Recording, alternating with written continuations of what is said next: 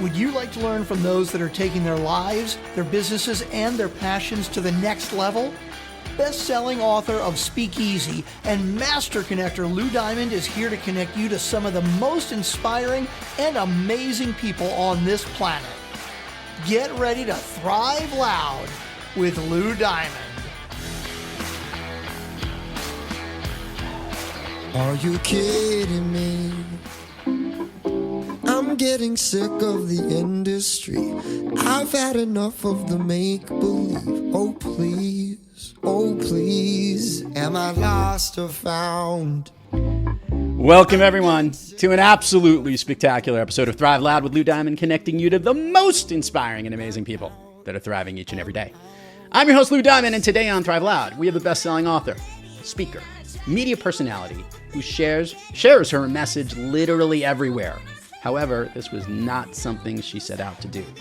A horrific, life-changing event, which we are sure to cover in this pod. She was fortunate to survive, overcome, and now help others to thrive, which is why she's here on Thrive Loud today, because she kicks ass. Thrive Loud listeners, get ready, because we've got the Cheryl Hunter here in the house. Cheryl, welcome to Thrive Loud. I'm so happy to be here. Thank you, Lou.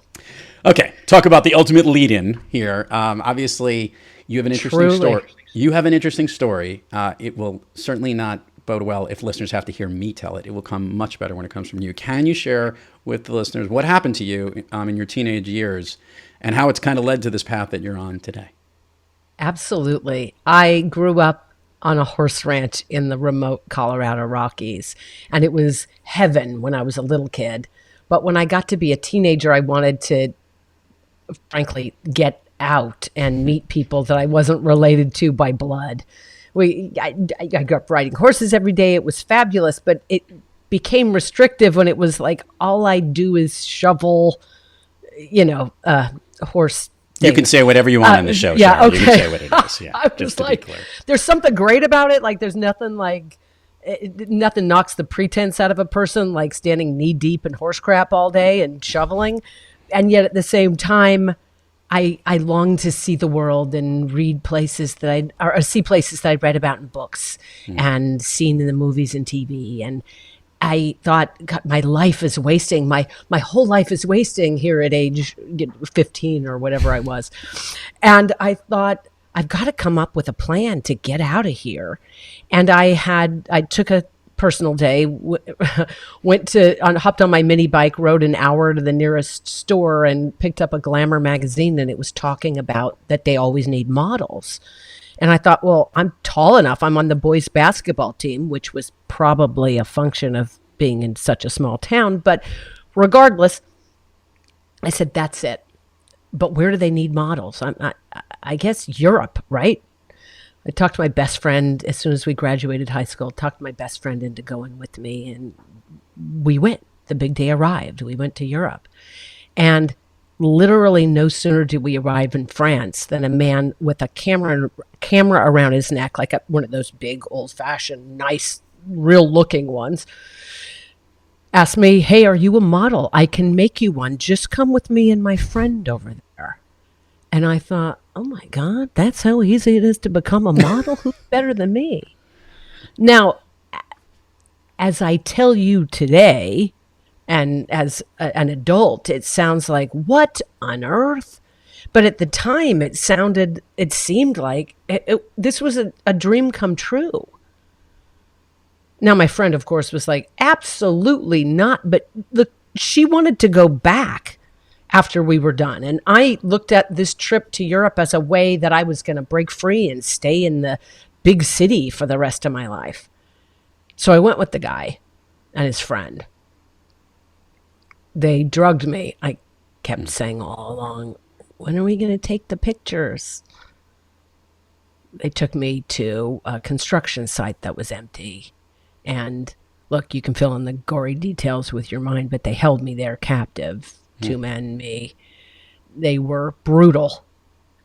In the years in between, as I've talked to law enforcement, they're all like, well, they were traffickers, obviously. Something went wrong with the handoff. But ultimately, after the unthinkable for an extended period. They decided to let me go. They dumped me in a park. And even though all along I'd been saying, even in the midst of like the darkest stuff, I was so naive. I'm this little cowgirl, from Rye, Colorado. I kept saying, are we going to take the pictures? And he pushes me out in the car in this sort of greenbelt park area and goes, darling. And I looked over my shoulder and he started taking photos. And I waited until he went and played dead. Now, I was so small town and so naive. I was he drove a Mercedes, and I was like, oh my God, I've been in a Mercedes Benz now. Oh, like so sheltered and naive. And suddenly now I've got this craziness in my head that I'm going to have to deal with, and I didn't know how to deal with it. The best I had was to pretend it didn't happen. Yeah. To myself, to everyone. I never told a soul for way more than 10 years. Wow. Oh my goodness. You kept that inside all this time. I mean, into your 20s. Yeah. And yet, you deal with something like that, and it's how do I overcome? There's the space between our ears becomes untenable. Yeah. How do I deal with it? I told my mom without wanting to reveal anything. I was afraid if I told my parents, they'd make me go back home to the ranch. And I thought, if I'm there and I've got this sort of screaming in between my ears, I would go out of my mind. At least I had the bustle of the city. I became a model ultimately and did quite well. I was the worldwide Coca-Cola girl. I lived all over the world. But I had now had this job to figure out how do I cope? And then how do I overcome? And how do I start again? I told my mom, I'm so depressed, without tipping my hand on anything. And she says, do you mean bored? And I was like, no, not bored. Like depressed. And she said, well, I don't know what you're dealing with, but there's this old adage, if you're having a hard time, find someone who's having a harder time and help them. And I started volunteering with elderly people and as a big sister. And I realized as I started, you know what, I'm certainly not the first person to overcome adversity. How did other people deal with it? And as I was at these old age homes, these board and care facilities of whatever kind, dementia, Alzheimer's, just residential care systems or facilities, there were a lot of people there that had dealt with a lot of trauma like we all do.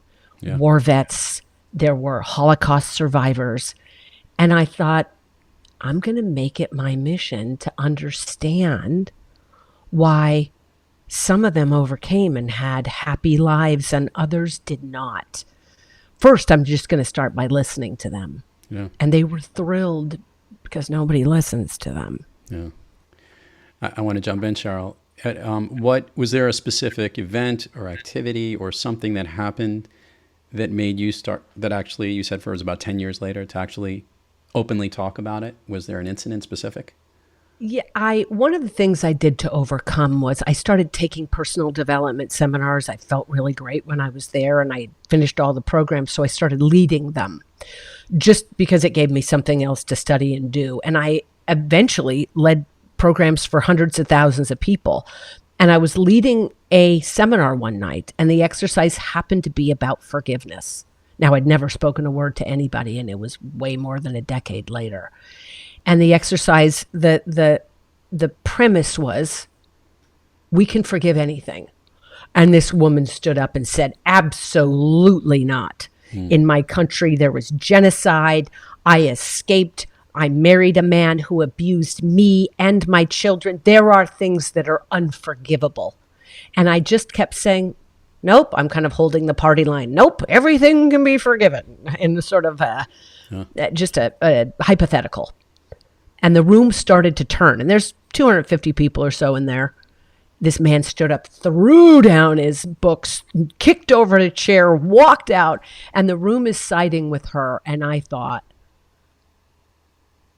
nobody's going to get the value of this exercise, and I'm going to lose them, and there's going to be a mutiny, and I'm no longer a teenager. I'm no longer a terrified child who's afraid of what would befall me if I spoke my truth. And so I did. Wow. And you could have heard a pin drop. These people had been with me for some time, but more importantly, this woman, it was like the heavens opened up. And she recognized that it wasn't, forgiveness isn't about setting them free as much as it's about setting you free, ourselves. It was profound. And a filmmaker happened to be in the audience that night, said, hey, I just shot this movie called Discover the Gift. We're done. And it's coming out in 2 weeks, but tomorrow we're going outside to shoot some external shots. Could we tell your story? And I go, sure, in the excitement of the moment. Went home that night and was like, oh God, what have I done? Am I going to tell this that's held me captive all this time? And could it help people? I asked. Yeah. So I started speaking. Cheryl, one of the, we by the way, thank you for sharing the story. So glad you're here.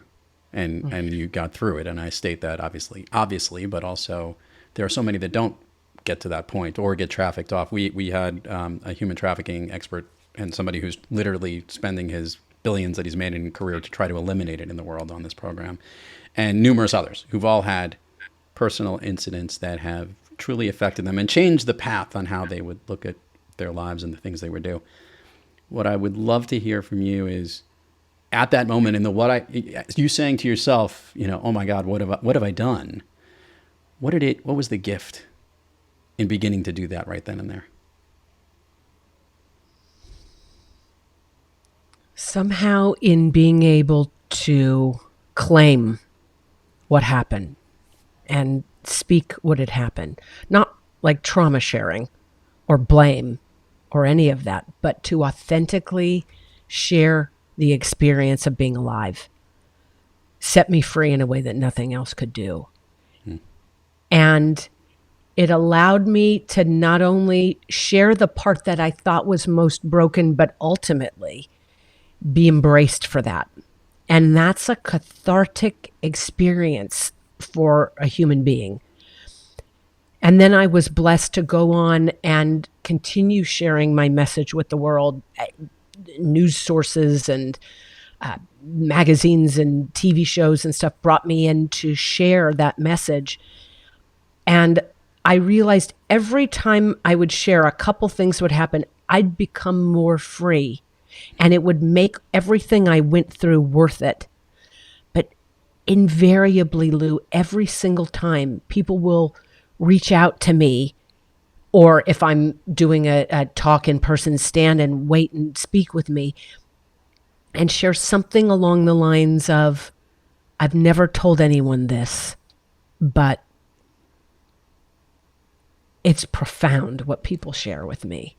And I realize that collectively, there's so much that we hold inside thinking that it somehow makes us broken.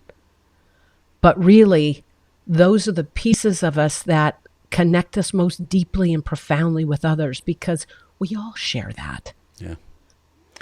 One of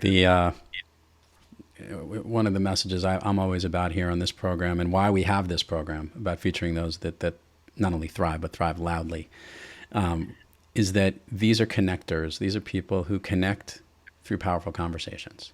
And how important it is to not hold those things inside. It's almost like we're keeping a special gift away from the world when we don't have it, when we don't communicate this. And in the specific incidents you had in that workshop with those folks, and then to then be able to tell the story over and over again, and to have this innocence of people to come up to you, to know it, just double clicks down and exemplifies how important these conversations are and how important it is to continue to have them and talk about them. Because unfortunately, there's a lot of evil people in this world, and a lot of people taking advantage of young folks or what just happened in the Mideast just recently and everything, a couple months ago, just the most horrific things you've ever heard. So I look at this and to somebody who's giving this message, there's a balance, right? There's helping people understand your story. And then there's also helping them navigate through it. I know we didn't even touch on the fact, by the way, she's like a big time TV person. She produces shows on HBO, CBS, NBC, all these different places. That's what she's doing today, but she's also doing this work. Tell me what it's been like for you in continuing to go on the path, tell the story, and help people. What it's done for you, for your brand, for your messaging, for the results that you've been seeing out of it. When I got my message out to the world in a big way, Lou, I realized that what I'd been dedicating myself to doing, which was I created after working or volunteering at the senior care facilities for so long, I created an educational framework to help people overcome adversity, and I did that for many years while writing and selling TV shows. And I realized, there's an industry dedicated to that. I'm going to put that to bed. But what there's nothing designed to do is help mission-driven individuals get their message out to the world in a big way. People who want to change the world, how do they let people know they exist?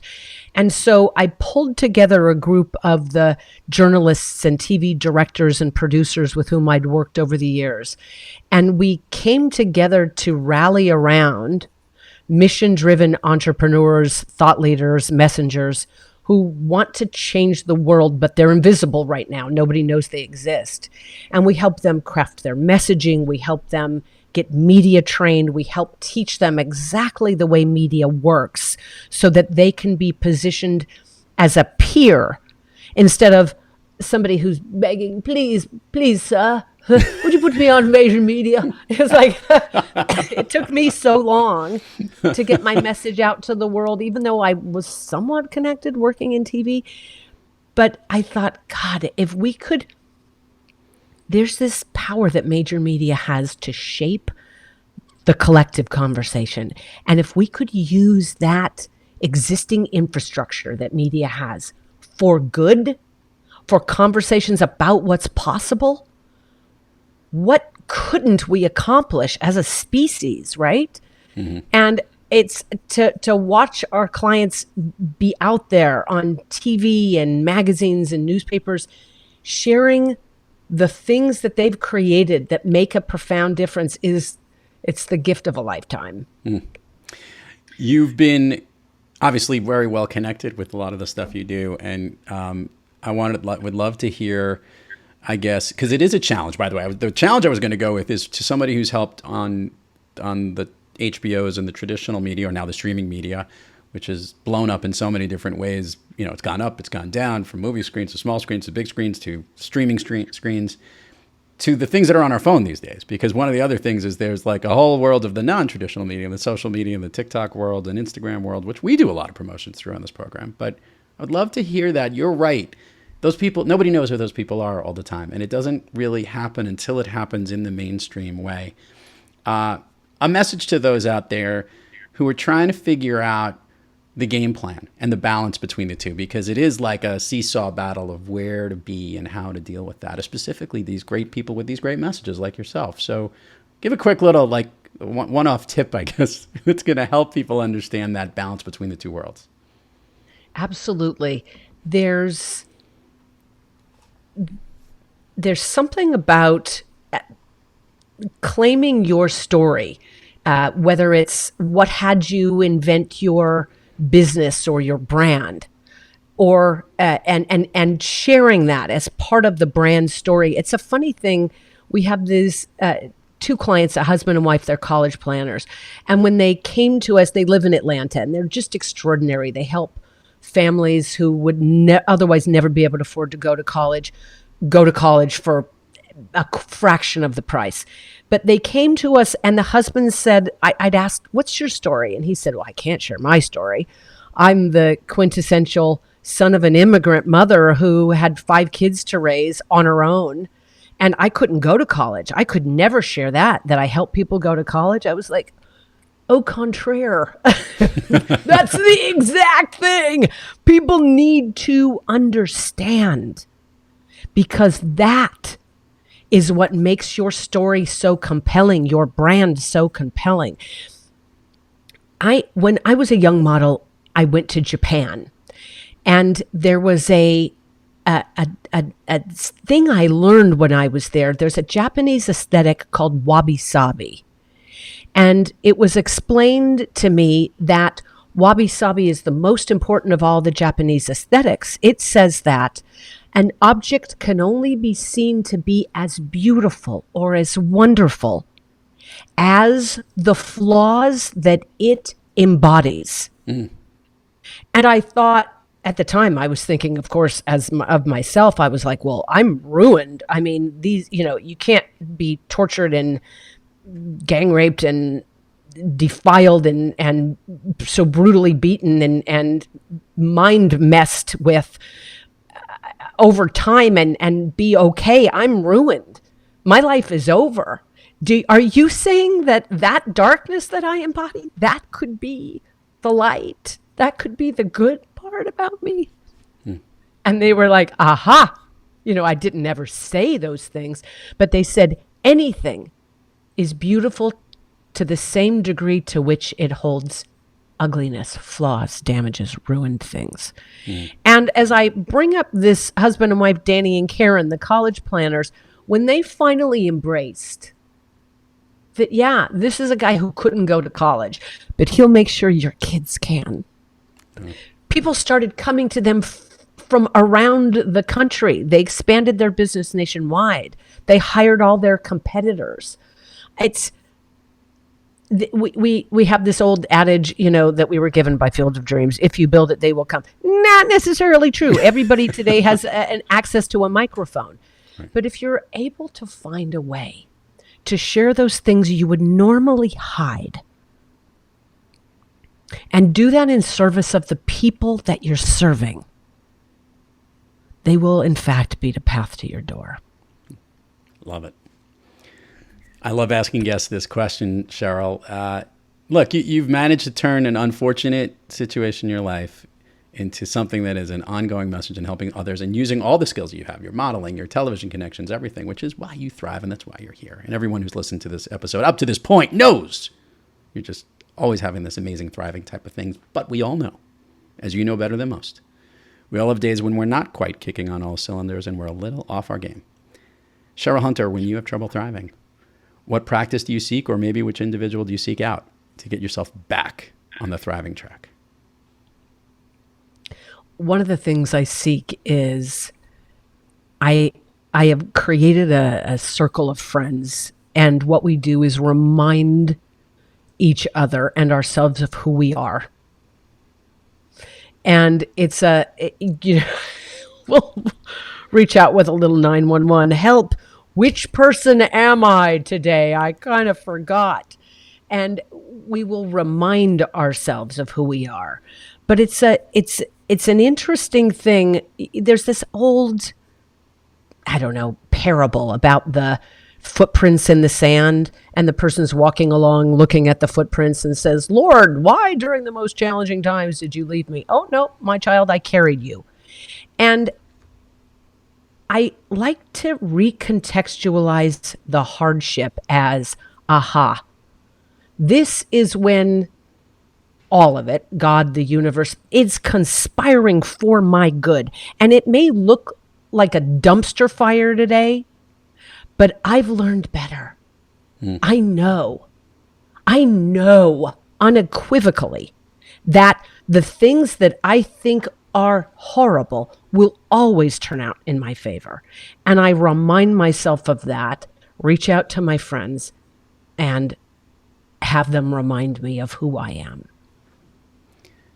Love it. Mic drop. Can we drop the mics? These are too expensive mics that we have here. We don't want to do that.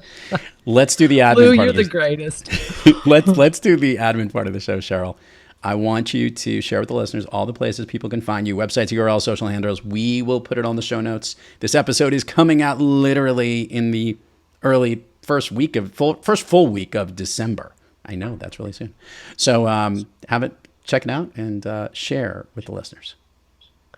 CherylHunter.com, and it's CHERYL, CherylHunter.com. Facebook, I'm Cheryl Hunter. Instagram, Hunter Cheryl. Same on TikTok, same on Twitter. Well, that was easy. Sometimes, like, I get these names, are like, it's the real Cheryl Hunter, or it's something else. You know, you got to come up with this is the real one. No, I swear, my site, but I totally get it. Everyone, we'll put all the links on the show notes. All right, I know you're ready for this. We're going to go down Fun Street here, and we love to start things off, and I love asking Hollywood people, and I say that because you live in LA, and you know you're connected into the business. Is there an all-time favorite movie that is like your go-to, like one of those, if it's on, you are totally in and you're rewatching it there? Is there one of those programs that you love to see over and over? One, Groundhog Day. Love Two, 50 First Dates. They're the same premise. I mean, they're really the same kind of movie. And why I love them is they illustrate that we can have a do-over with life. And frankly, the grace that life bestows us is that we can keep doing it over until we get it right. And I don't know about you, but I'm kind of hard-headed at times. It's like, wait, I was going to do better. Oh, damn it. Well, luckily I can wake up again tomorrow. Good morning, campers, chuckers. That was how it goes on Groundhog Day. Right. But we can all have a do-over. I love those movies, every part of it.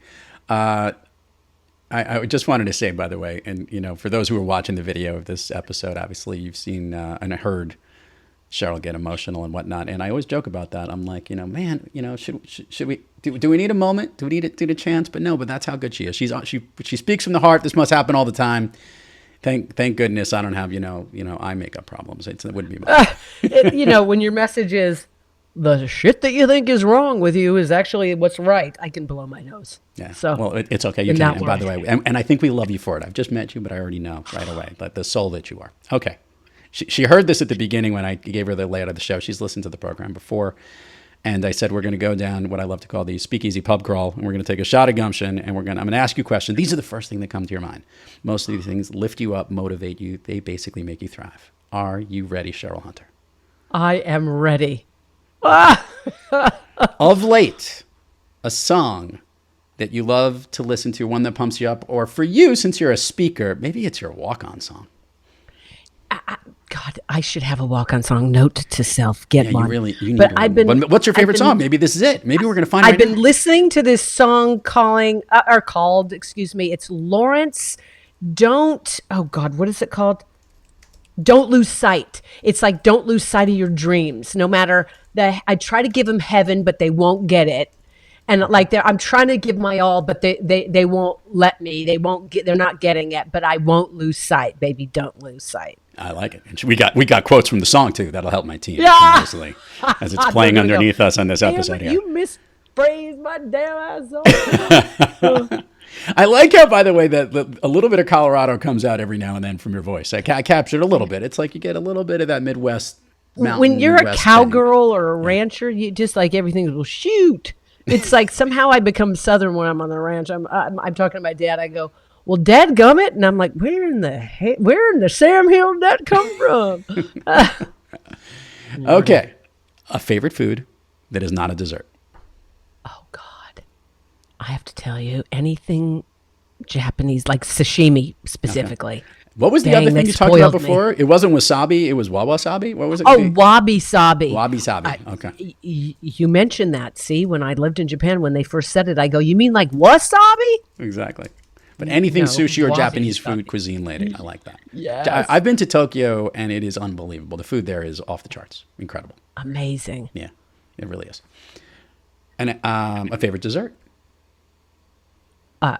Does all count? Yeah, sure. Is there one specifically? Like if there's a line of all the desserts in front of you, which is the one you're going to first?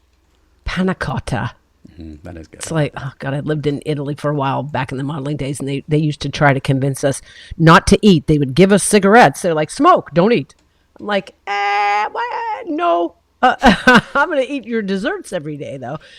Dang, it's like the heaviest, creamiest cream. It is good and deliciously sweet. Okay, an activity you wish you did more of. Surf better. Okay. An activity you wish you did less of. Work. Which is not probably, the by the client way, time.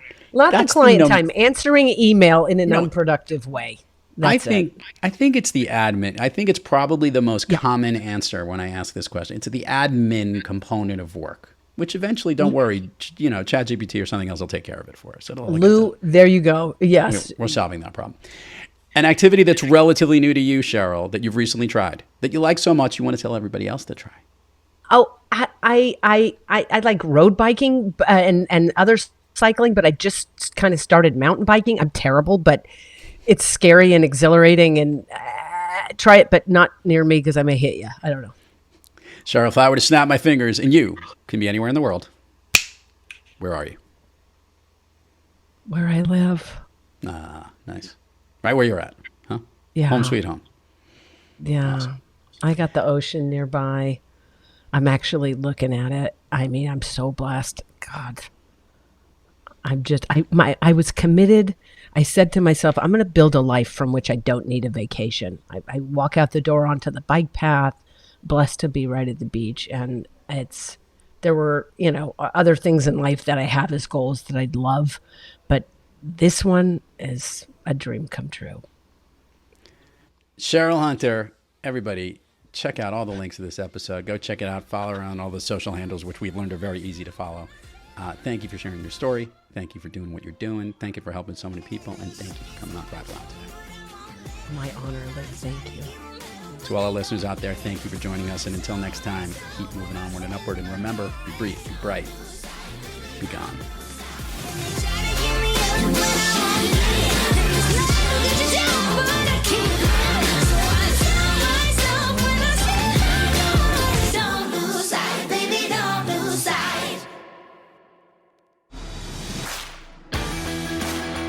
You've been listening to Thrive Loud with your host, Lou Diamond. Check us out on the web at thriveloud.com and follow us on Instagram, LinkedIn, Twitter, and Facebook at Thrive Loud. And check us out on the Good Pods app at Thrive Loud, where you can follow, listen, and connect directly to Lou and all of the Thrive Loud episodes. Thanks for listening.